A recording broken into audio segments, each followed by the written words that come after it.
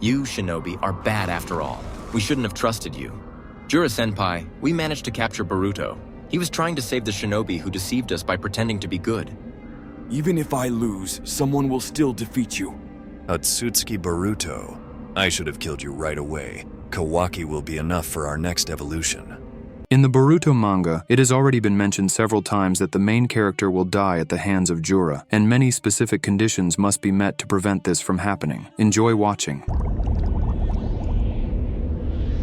Currently, in the battle against Matsuri and Ru, we are expected to see Sarada, Mitsuki, Konohamaru, and the Sand Shinobi showcase their strength. At least, that's what I hope. For now, the story revolves around love, as Matsuri, having inherited genes from Moegi, also developed an irresistible attraction to Konohamaru. Being human, one can understand what this is and why she feels drawn to the grandson of the third Hokage. However, Matsuri, who is essentially a newly created being, doesn't comprehend emotions at all. As a result, when she encounters her target, she behaves like a girl deeply in love with a boy. Interestingly, we see almost the same behavior from Ru, but without the element of love. Ru doesn't understand emotions, kindness, or any other feelings. During a conversation with Sarada, he openly states that he would kill any shinobi he encounters. These words are sincere because he doesn't know how to lie. The Shinju are incapable of lying or betrayal. They simply do not know what these concepts mean. This trait allowed Shikamaru to devise a brilliant plan: tame and betray. Currently, Konohamaru is tasked with making Matsuri fall for him, distracting her while Sarada, Mitsuki, and the Sand Shinobi take down Ru. It seems to me that this will be a turning point, as they will demonstrate to untainted souls what betrayal and lies truly mean with their own hands. I believe Mitsuki is likely the one who understands the Shinju best, as he was recently in a similar position himself, needing a son to show him what emotions are and how to act correctly. Instead of becoming a guiding son for the Shinju clones and attempting to sway them to their side, the team decides to teach them to be evil. So far, Sarada's abilities haven't been fully revealed. Personally,